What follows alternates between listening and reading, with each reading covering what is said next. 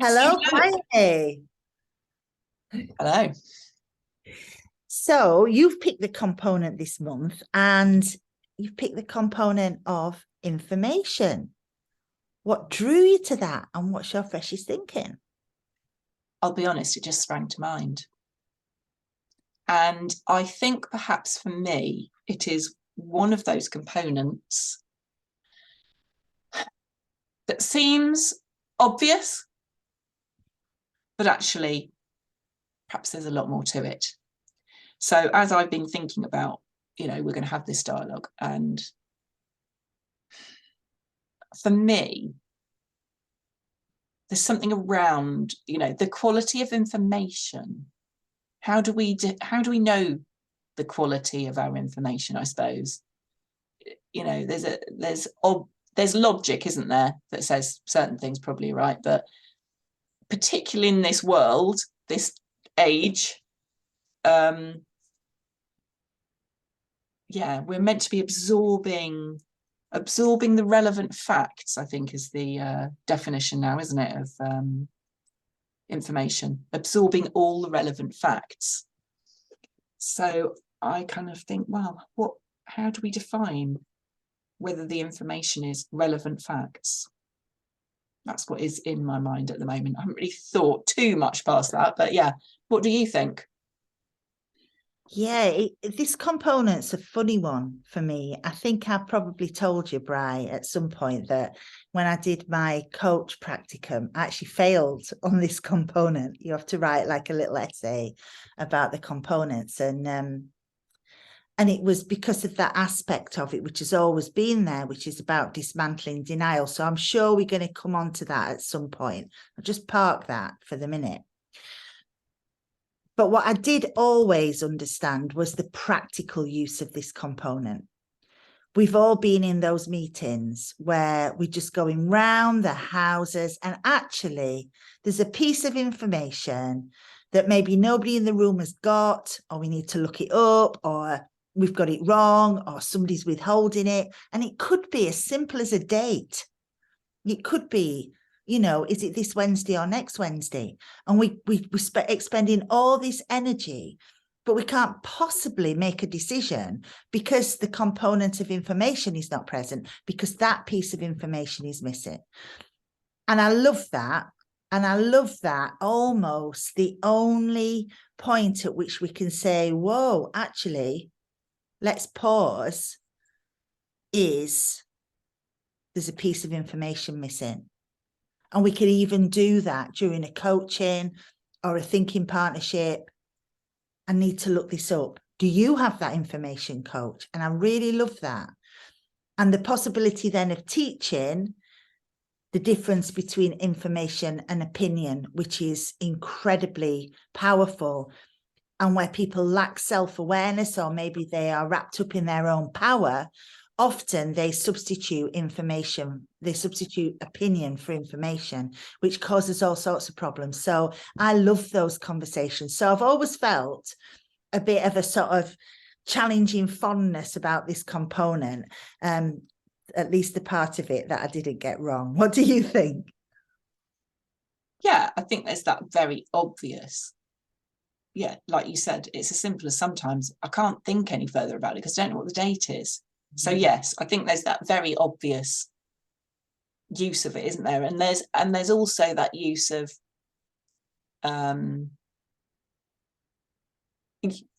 preloading information. So if you're going to a meeting, you wouldn't present all of the information in the meeting because you'd be wasting the time to do the thinking. So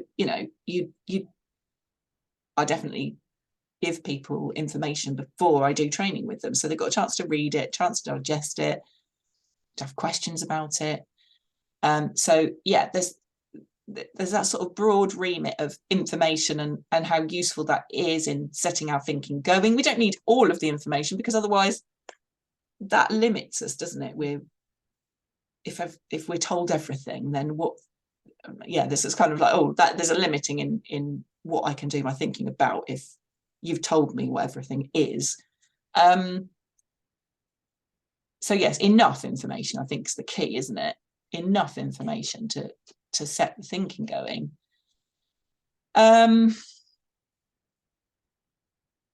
Yeah, I think for me it is this, like, but how do we define what the relevant facts are?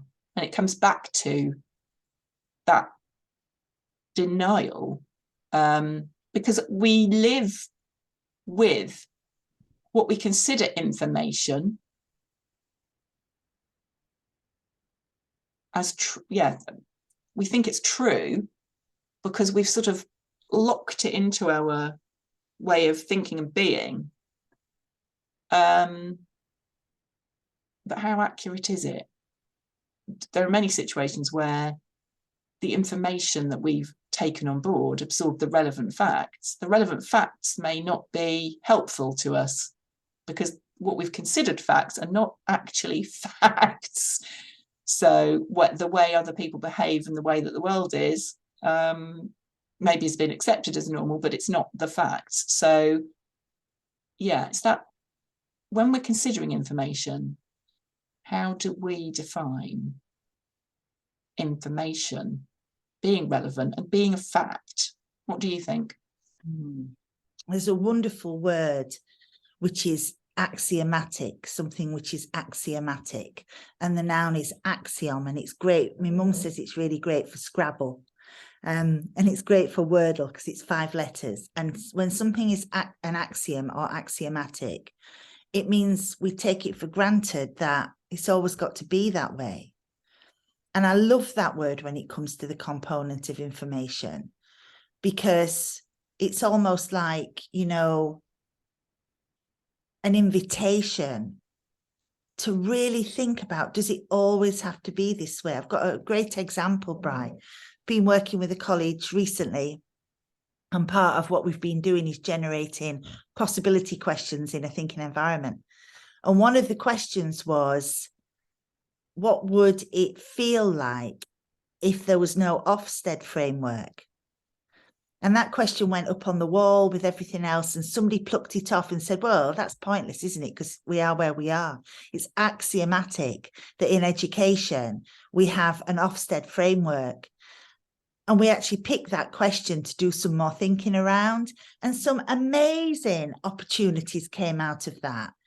What if we ring fence an area for experimentation and ask Ofsted not to inspect it, for example? So something that we thought was really fixed was a piece of information, blocked all the possibilities. Actually, when you start to unpick it, it's not at all. And I thought that was a wonderful example of where information is not information. What do you think? The words objectivity and subjectivity spring to mind here. It's really easy to be subjective, isn't it? Rather than being able to stand back and be objective. And I guess if you're being objective about things, it is about asking the right questions, isn't it? It's saying, okay, I actually have to question the truth of things. And I guess this is, I come back to it again, it's like a life thing, isn't it, at the moment? We are bombarded with information and facts, and we have to put them under scrutiny, actually. We have to almost revisit anything that we thought was a fact and explore it further to interrogate the truth of it.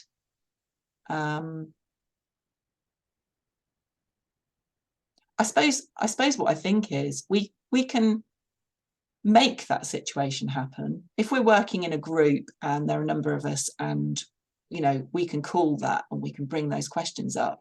I think that the other side of it is if we're in that pure place where what do you want to think about and what are your thoughts, how do we help people to be more objective about the information? I'm just thinking literally aloud. So yeah, because it is it is required that we're doing independent thinking in that very pure space. And we're not interrupting as a thinking partner. We're giving our generative attention. So yeah, it's that kind of space that I'm thinking, yeah, how do we support the objectivity of information in that pure space? What do you think? I think true objectivity is rare, but it's still possible. And sometimes I'm coming back to the dismantling denial, which took me years to get to understand.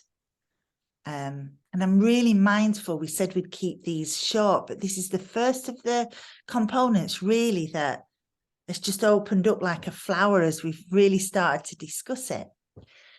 I can remember many years ago being a thinking partner, and someone was sort of stuck in that middle bit of the thinking partnership, going round in circles. From everything they said, it was incredibly clear that they were in a relationship where they were being bullied quite badly.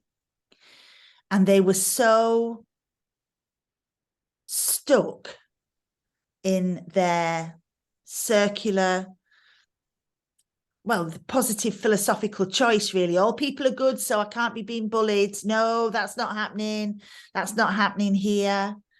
And as the thinking partner, and I honestly can't tell you how I addressed it, but I did address it with some elegance, and actually we came out of that situation well. But it was the you know, what is it that is absolutely in front? I mean, it was incontrovertible. And it was around the component of information, that's right, that's at the heart of the thinking partnership. And I had to gently say the information is, the component of information is not agreeing with you here, because you have said some things to me in your thinking in this space that is, you know, it makes it incontrovertibly true that this person's language towards you goes beyond, you know, it's hate language, really. And that was so powerful to see the denial just dismantle itself from this person's face. And I agonized for ages afterwards. And I think, you know, we talked about it. Had I given my opinion, and I don't think I had given my opinion, because at the heart of that thinking partnership, it's not what I think, it's what information is laid out there. And that was the information that was laid out there. And I think too about the journey the component of information has had. I think this relates really closely to it. The journey throughout Nancy Kline's 3 books, throughout the 50 years or whatever of the thinking environment, that actually now in her most recent book, published 2 years ago, it isn't into the component of difference that she has brought the world's challenges around inequality and oppression and racism and everything that goes with it. Interestingly, it's actually into the component of information and that notion of dismantling denial when we are in denial about the reality of the social world around us. And that for me was so powerful. I was waiting for the book to come out thinking, you know, is Nancy going to reflect? I mean, it's 2020, you know, everything is Nancy going to reflect this in the book? And the fact that she reflected it here and not in difference was just amazing for me. What do you think, Bri? I actually think that this has been an interesting journey, because I believe, and I'm just checking it actually, information, that the social context ended up in information for a while, because Nancy really wanted to bring that out but I think it's back in difference again. Ah, is it? I think it is back in difference again, Right. because it is about identities and so on, isn't it? It's not specifically information. I mean, that is part of information. I'm just double checking it now. It's definitely differences prioritizing diversity of group identities and understanding their lived experience. So Okay. I think it's moved back into difference now since And that, since because this book, Nancy has come up with some finer points, hasn't she? And sort of let it go round in her mind again. So information it's really interesting, isn't it? How complex information can be, and the sort of information that we need to convey or be supportive of in that thinking space. And it highlights, I guess, doesn't it, that we really do have to be mindful as thinkers and thinking partners, if we really in that space, but we need to be encouraging and appreciative of making those attempts to really question where things sit, how true they are. I suppose, as you were talking before, it made me think, of course, we come back to it. Of course, there's not a new way of doing this.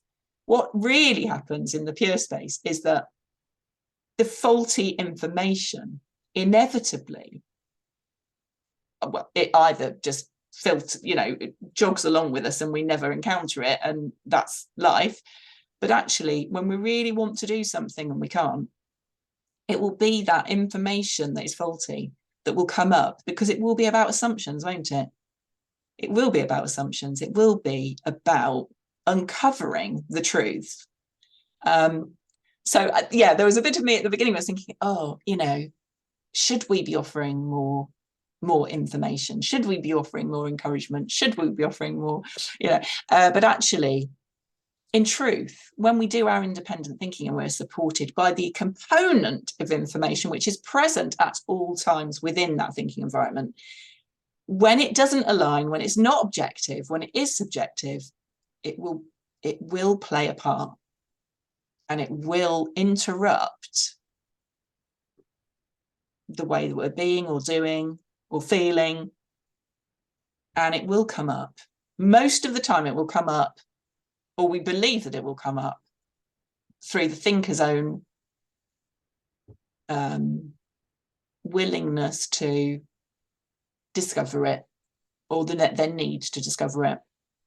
The very few occasions which I think you very much illustrated are when we can see a blindingly obvious place where it's or there is something that someone didn't know about that we know about now that might help. I think there was something that we've discussed before about menopause, and somebody was experiencing some stuff, and actually, they might be thinking it's something else, but also this might be worth considering, because this is scientific evidence that we've come across and researched and are pretty happy is true. But with very great care, we perhaps do that after a session, or maybe it is in the middle of a session, but it's very with great care, isn't it? oh, for sure.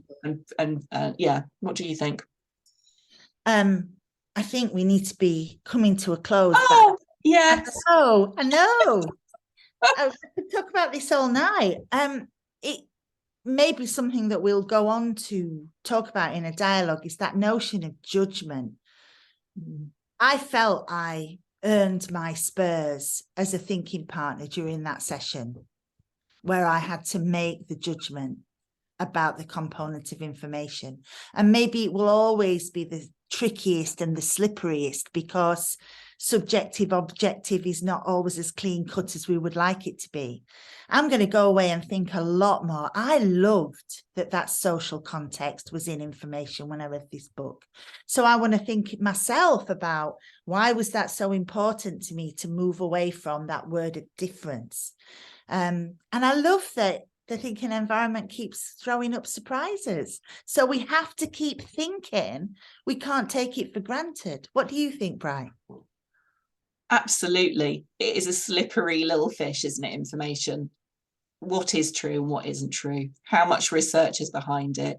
How much, yeah, there's so much about it, isn't there? And actually, I feel like bringing it into information, even for a little bit, said, hey, we should be thinking about the truth of stuff like this and where it fits in. So I think it was almost one of those like, oh, we really need to, do we move this? Don't we move this? Maybe we do for a bit. Maybe we do just say, what about this? And see the truth of it. And that's, yeah, it's a very living process, isn't it? Yeah. And yeah, let's keep thinking. Let's keep thinking. That was brilliant. See ya.